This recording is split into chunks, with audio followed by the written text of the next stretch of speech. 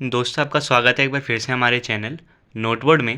तो दोस्तों आज की इस वीडियो में हम क्लास 7 संस्कृत का तो दोस्तों मिड टर्म एग्ज़ाम हुआ था वो देखने वाले हैं कि किस तरीके का पेपर आया था, मैं आपको दिखाने वाला हूँ। ठीक है दोस्तों, तो 60 नंबर का आपका पेपर था, 2.5 घंटे आपको टाइम मिला था पेपर को करने का। 4 सेक्शन हैं और चारों सेक्शन का आप यहाँ पर नंबर देख सकते हैं। और अगर पेपर की दोस्तों मैं बात करूँ तो आपका जो सैम्पल पेपर आया था मिड टर्म एग्ज़ाम का, उसमें से बहुत सारे क्वेश्चन डायरेक्ट इस पेपर में दिए गए थे। ठीक है, तो ये पेपर अगर मैं बोलूँ तो बहुत आसान है उन बच्चों के लिए जिन्होंने सैम्पल पेपर की प्रैक्टिस की थी, तो उनको तो कई के आंसर ऑलरेडी पता होंगे। ठीक है, तो उनके लिए बहुत आसान पेपर था। जैसे इसमें सेक्शन क है, जो खंड क है, अपठित अबोधनम, तो इसको आपको पढ़ना है और इस पर फिर जो क्वेश्चन पूछे गए हैं उनका आंसर देना था। ठीक है दोस्तों, तो यहाँ पे 4 क्वेश्चन है, 3 का आपको आंसर लिखना था, 1 शब्द में आंसर देना था। फिर यहाँ पे 2 क्वेश्चन है, आपको किसी एक का आंसर करना था, ये 2 नंबर का था। और यहाँ पे 4 हैं, 3 में से आपको 2 करने थे, ये 2 नंबर का था।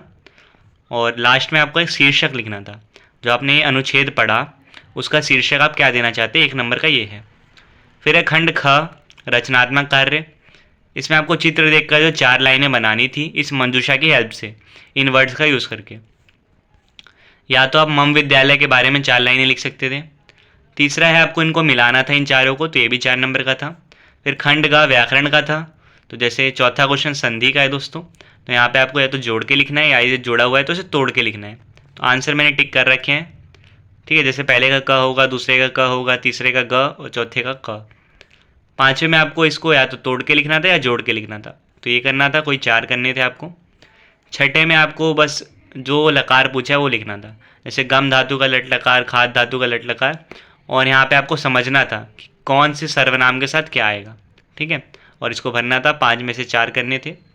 7वें में आपको गिनती 5 में से 4 करनी थी, सही आंसर मैंने टिक कर सके हैं। जैसे 39 को बोलते हैं एकोन चत्वारिंशत, 20 को कहते हैं विंशति, 46 को कहते हैं षट चत्वारिंशत, 13 को कहते हैं त्रयोदश और 19 को कहते हैं एकोन विंशति। तो ये मैंने यहाँ पे टिक कर रखे हैं। 8वें में दोस्तों आपको कारक की मदद से इनको फिल करना था, शब्द रूप आपने पढ़े होंगे, तो ये 4 में से कोई 3 आपको करने थे।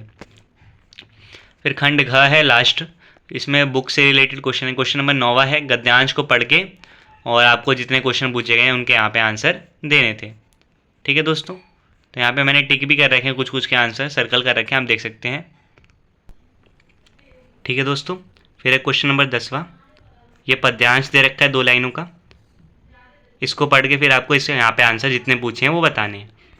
ठीक है दोस्तों, उसके बाद अगला क्वेश्चन आपका ये आपको संवाद दे रखा है, इस संवाद को पढ़ना है और जितने क्वेश्चन आपसे पूछे हैं वो आपको बताने हैं। चॉइस आपको दे रखी है हर क्वेश्चन में, तो उसके अकॉर्डिंग आपको काम करना है। 12वां क्या है, आपको यहाँ पे श्लोक को पूरा करना है, अन्वय करना है उसका मंजूषा की हेल्प से, जो मैंने भर रखा है। फर्स्ट का रत्नानी आएगा, दूसरे का अन्नम आएगा, तीसरे का मूढ़ आएगा। ठीक है, 13वें में क्या करना था, आपको अपनी बुक से कोई 2 श्लोक लिखने थे जो इस पेपर में नहीं है। ठीक है, इस पेपर में जो श्लोक है उनको अलावा, उसके अलावा आपको कोई 2 श्लोक लिखने थे। तो ये दोस्तों आपका संस्कृत का पेपर था क्लास 7 का, जो आज मिड टर्म एग्जाम हुआ था। तो मैंने आपको बताई दिया दोस्तों, सैम्पल पेपर से कई सारे क्वेश्चन डायरेक्ट दिए गए थे, तो अगर आपने उसकी प्रैक्टिस करी थी तो आपका पेपर अच्छा गया होगा। नहीं भी करी थी तो पेपर का लेवल दोस्तों बहुत ज़्यादा मुश्किल नहीं था, आसान लेवल था। तो अगर आपने थोड़ी बहुत बेसिक चीज़ें पढ़ी हैं, शब्द रूप, धातु रूप, ये सब चीज़ें आपने पढ़ी थी, तो आप आराम से कर सकते थे। ठीक है दोस्तों, तो ये आपका वो दोस्तों पेपर मैंने दिखा दिया। उम्मीद करता हूँ आपको वीडियो पसंद आई होगी। इसी तरीके से दोस्तों आपके जो एग्ज़ाम्स 7th क्लास का जो अगला एग्ज़ाम है साइंस का, उसका पेपर भी दोस्तों आपको चैनल पे मिलने वाला है, तो उसके लिए चैनल को सब्सक्राइब करके रख लीजिए, वीडियो को दोस्तों से शेयर कर दीजिए। आपसे फिर मिलेंगे नेक्स्ट वीडियो में, तब तक के लिए bye bye, see you again and thanks for watching.